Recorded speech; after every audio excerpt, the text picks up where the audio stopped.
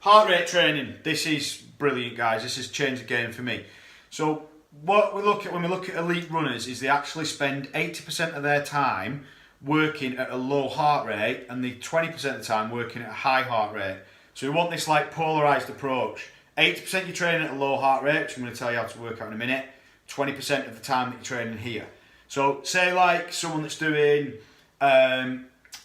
a lot of running. Just say if you were an elite runner or something, because I'm just thinking 10 hours a week is an easy number. Let's just say somebody's running for 10 hours a week. What that translates into is 8 hours out of the 10 wants to be done at this easy low heart rate level, and 2 hours out of the 10 wants to be done at the higher heart rate stuff. Now you guys need to bear in mind, a lot of what you do in the gym when you do the finishes and stuff is at a high heart rate. Okay, so probably most of the running that you're doing when you're out there wants to be done at a low heart rate. So we use the MAFFETONE formula, which is 120 minus your age. I would advise you to Google it, guys, because there's some other factors that come in. So say for me, say if you're 40 years old, 180 minus 40 is 140. 140 beats a minute is like the optimal zone. But say like me, I've got asthma. I need to knock 5 points off for asthma. So that would put me at 135 if I was 40 years old. I'm a bit younger than that, but you get the point. Okay, so you need to Google that. It's called the MAFFETONE 180 formula. And I would do, if you're training here 3 times a week, guys, with weights and the HIIT training that we do at the end of finishers and FU Fridays and Saturday mornings and stuff, I would do nearly all your running at that MAFFETONE level. Okay, it's brilliant. Last couple of things, how leg training fits in. We've talked about that now. You've got to know your goal, and then you've got to still come to the training sessions that are probably most convenient for you. Let's face it, none of us are professional athletes in here, myself included. We've got to work around family, we've got to work our training in around work. You know what I mean? It's probably often third priority, isn't it, our training, for being honest with ourselves. So I don't think most people can afford to go, I'm not coming then because it says squats, even though that'd be the best day. Just come and ask the coach if you can do a different exercise if you need to, or just use that reps in reserve. Yeah, come back a little bit from the intensity that you would be going at if you were just training and not doing any running. So couple of questions now that are maybe a bit more applicable to like a wider, like applicable to people even if they're not bothered about running as well. So balance, rest days and overtraining. I think the question was, can you overtrain? Of course you can overtrain. Guys, your body can only handle so much stress in a week. If you've got stress from shit sleep because you've got kids, if you've got stress from your job, if you've got stress because for whatever other reason you're not sleeping, other things that are causing stress in your life, training is just pulling out the bank account.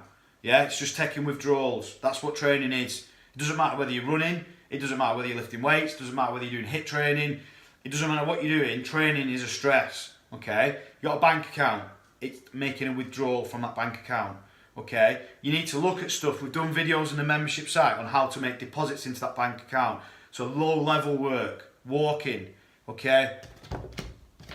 Hydration, good nutrition, stress management, looking at better sleep routine. All these things are making deposits, mobility, stretching, making deposits into the bank account. Training is a withdrawal. I'm not going to go into it in this video, but you need to weigh up how many withdrawals you're making. If you're already training 4 times a week in here, all right, and then you're going to go and drop on top of that 4 runs a week, can you recover from it? That you know that. But I'll tell you one thing, the MAFFETONE intensity level when you are running is mild. It is not as much of a withdrawal as it would be that the intensity most people probably go out there.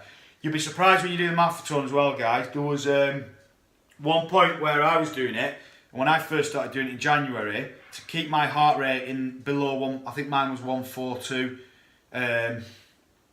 Yeah, I was aiming at 142 off memory. Anyway, I was trying to keep it below 140.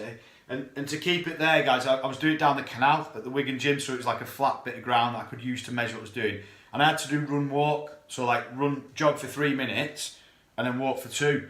And there was like this old dude walking this Jack Russell on a walking stick, and there was one point when I was running that slow to keep my heart rate that low, the guy went past me. He caught me up and went right past me, because it's just such a slow run, it'll school you. Johnny Rothman's been doing it. He can give you a bit of feedback. I'll give him some heads up on it. It takes some discipline.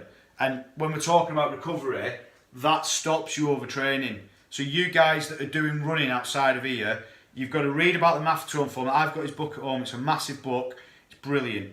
Okay, you've got to read about it. You've got to trust the process, and then put that in practice. But it takes a long time, guys. It isn't a quick fix. It takes a long time to improve. So yes, you can overtrain, guys, but we've done videos on recovery and all kinds of stuff in the membership site. All right, but be aware that just because you're dropping running in, it doesn't mean there isn't a cost to it. All right, there's always a cost to any intensity that you do. All right, so we need to look at the balance of the making deposits into the bank account versus the withdrawals out of the bank account. Swimming, there was a question. Swimming's good. Okay, I would say the cost of swimming is lower than running because there's no impact. But at the end of the day, it depends how good you are at swimming, how hard you push yourself. If you push yourself, I know when I first started getting back into swimming, then like my heart rate was going like not into the red zone, but it was up there, like 160. So there's obviously a cost to that. So it doesn't just mean you can drop on 2 swim sessions on top of everything else you do and not overtrain just because it's not weight bearing. It depends on the intensity, guys. If the intensity is like a lower intensity, so like a walking intensity, that would be a heart rate value of about 120, 110 or under, then that type of intensity is probably going to be something that's going to add to the bank account, so deposit in the bank account rather than withdrawal. It just depends what you're doing. A lot of this stuff, guys, it's hard to give like direct answers, or there's a lot of art to it. There's a lot of science, but there's also a lot of art in how we apply this to people. So my main thing from this, to summarise, if anybody's watched this right to the end, if anyone's watched this right to the end, tag me in a comment, all right? Because I'll be your best friend, because it's gone on a bit, 26 minutes. Main points, you don't have to run, but there's nothing wrong with running, okay? We need leg strength. We've looked at force impacts. We need leg strength, guys, if we're going to run. It's massive, okay? We then, before we start to think about specific questions, we need to know what our goals are, all right? Otherwise, the questions are just arbitrary. They're not irrelevant, but how can you get an answer to something when you don't know where you're trying to go? Like I'm studying now, right? And I want to head to a certain destination, and I've got to get a map and navigate my way to that destination. If I don't know where the destination is, how the hell can I find my way there? Okay, your goal is your destination. And don't get confused, guys. It doesn't have to be like this big long-term fancy thing. Just work, 90 days. Next 90 days, what do I want to do? Do you know what I mean? If you've got a bigger goal than that, then maybe string that together for 6 months. But you know what I mean? You don't have to, I'm a runner. I'm a weightlifter. I've never done it like that. I've always done it, right, what do we want to do? Like with me and Sam were squatting and we're trying to get high weight on the squat bar 18 months ago. It was like, right, 90 days goal. That's the goal. All right? When I first started running, it was initially a 90-day goal. At the end of that 90 days, I enjoyed it. I wanted more. I entered some events. Then it was a 6-month thing. So don't think you've got to label yourself, I'm a runner, or I'm a weightlifter, or I'm a high-intensity trainer. It's just like you can be different things at different times. It's dynamic. Any questions, guys? I'm more than happy to help.